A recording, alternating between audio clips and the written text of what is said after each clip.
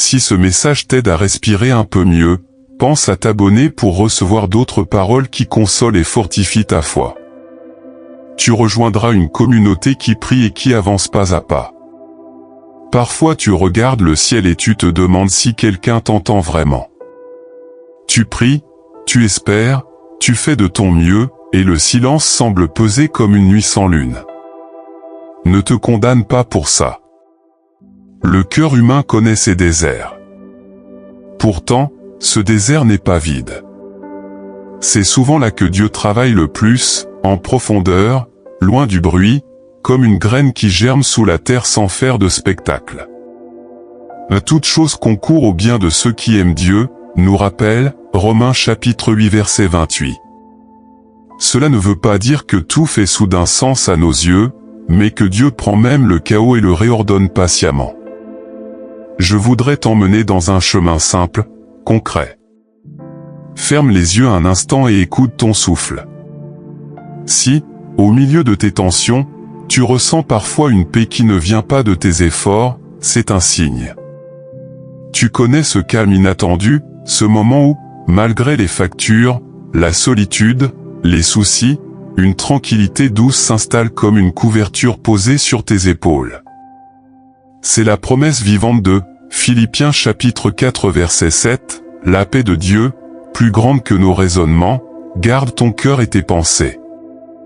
Elle ne nie pas la tempête, elle te tient debout à travers elle. Il y a aussi ces saisons où des portes se ferment sans prévenir. Une relation se délite, un projet s'arrête, un mail n'arrive jamais. On crie à l'injustice. Et pourtant, parfois juste derrière, une ouverture apparaît là où tu ne regardais pas. Ce n'est pas la chance ni la fatalité. C'est la main de celui qui sait où mènent les couloirs de ta vie. Apocalypse chapitre 3 verset 8, dit qu'il place devant toi une porte ouverte que personne ne peut fermer. Si une porte claque, ce n'est pas pour te rejeter, c'est pour te rediriger. Dieu ne joue pas avec toi. Il te réoriente pour t'éviter un couloir sans air. Peut-être ressens-tu justement une poussée intérieure, une conviction douce mais insistante de changer de direction. Rien d'agressif, rien qui écrase. Plutôt un fil qui t'attire vers un choix plus vrai. Le Proverbe chapitre 3 verset 6, dit, « Reconnais-le dans toutes tes voies et il aplanira tes sentiers. » Présente-lui tes pas, même hésitants, et tu verras comme la route devient moins pierreuse. J'ai en tête l'histoire de Maya, qui regardait son écran tard le soir, épuisée par un travail qui grignotait son âme. Pendant des semaines, elle a senti une invitation intérieure à postuler ailleurs. Rien de spectaculaire. Mais à force de prières simples, elle a osé. 2 mois plus tard, elle ne gagnait pas beaucoup plus, pourtant sa paix a grandi. La route s'est aplanie, pas parce que tout était parfait, mais parce qu'elle s'est alignée avec la voie intérieure. Un autre signe discret, des relations qui évoluent. Parfois Dieu permet que certaines personnes s'éloignent. Ce n'est pas un rejet, c'est une protection, une maturation. Un ferronnier sait que le métal se travaille par étapes, certaines influences sont nécessaires un temps, puis il faut d'autres outils. Ce détachement fait mal, bien sûr. Mais quand tu regardes avec un peu de recul, tu remarques aussi que d'autres visages apparaissent, plus ajustés à la personne que tu deviens. Le silence de Dieu n'est pas l'absence d'amour, c'est un soin délicat qui repositionne. Tu peux aussi sentir un regain de soif de prière sans savoir d'où il vient. Tu te surprends à ouvrir la Bible au réveil, à murmurer une phrase en lavant les assiettes, à lever les yeux au feu rouge. Ce n'est pas un réflexe religieux, c'est une attirance. Dieu t'approche, non pour te surcharger, mais pour t'alléger. Sa parole ne revient jamais vide, elle travaille en toi, même quand tes émotions sont encore brouillées. Tu n'as pas besoin d'une heure parfaite pour prier. Parle-lui comme tu respires. Offre-lui ce qui est là, même si c'est un nœud. c'est souvent ainsi que l'invisible devient solide. Il y a enfin ces confirmations qui arrivent par petites touches. Un mot entendu à la radio, une phrase dans une prédication, une remarque d'un ami, et tout à coup, c'est comme si la même idée revenait frapper doucement à ta porte. Tu souris, tu te dis, encore. Ce n'est pas un hasard. Dieu s'est répété sans crier. Il t'enveloppe d'échos pour que tu n'étouffes pas dans un seul son. Quand cette musique revient, arrête-toi. Écris une ligne dans un carnet. Dis-lui, j'ai compris, je marche. La foi grandit dans cette écoute. Alors respire. Ce que tu vis n'est pas perdu. Dans les coulisses, quelque chose grandit. Ce n'est peut-être pas visible au regard des autres, ni mesurable sur un graphique.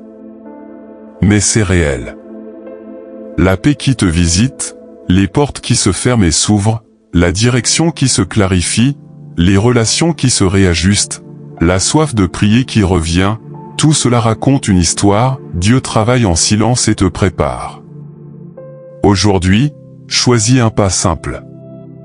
Envoie un message de pardon. Mets de côté 10 minutes pour relire ta journée avec lui. Range une peur dans ses mains. Il ne te lâchera pas. Si cette parole te nourrit, reste avec moi pour la suite. On va plonger encore plus loin, là où les épreuves deviennent des tremplins, où la gratitude reprend racine, où les priorités changent pour de bon. Tu n'es pas seul. Dieu est déjà à l'œuvre. Tu as sans doute connu ces jours où tout bascule d'un coup. Un diagnostic tombe, une facture imprévue, une incompréhension qui fait l'unanimité. Tu tiens entre les mains des morceaux de toi-même. Et pourtant, contre toute logique, tu sens monter un courage. Pas une bravade, pas une carapace, mais une force douce qui dit « Continue ». La Bible appelle cela une foi éprouvée, une endurance qui se forme à l'intérieur comme un muscle qui se renforce à l'effort. Jacques chapitre 1 versets 2 à 4 nous encourage à considérer l'épreuve comme une occasion de croissance, parce que la persévérance produit une maturité qui nous stabilise. Dieu ne t'écrase pas avec des tests. Il te fortifie pour que tu ne te brises plus au premier choc. Regarde aussi comment Dieu te parle par répétition bienveillante. De petites lumières s'allument à différents endroits, et tu réalises que le message est le même, reviens à l'essentiel, fais confiance, avance. Il ne s'agit pas de te forcer, mais de t'attirer vers la vie. Ces brebis entendent sa voix, dit Jésus, et le suivent, non par peur, mais parce qu'elles reconnaissent la source. Plus tu avances, plus tu reconnais cette tonalité. Elle n'humilie jamais. Elle élève, même quand elle corrige. Alors, quand cette même parole revient sous diverses formes, ne la traite pas comme une coïncidence. Dis-toi plutôt, le ciel me fait signe. La gratitude, elle, est un feu qui tient au milieu de la pluie. Quand tout semble te manquer, tu commences à remarquer ce qui demeure, un souffle, un visage, un repas, une prière chuchotée. Ce n'est pas naïf. C'est choisir de regarder la bonté de Dieu dans les détails. 1 Colossiens chapitre 3 verset 15, nous pousse à laisser la paix régner et à être reconnaissant. La gratitude n'efface pas la peine, mais elle ouvre une fenêtre.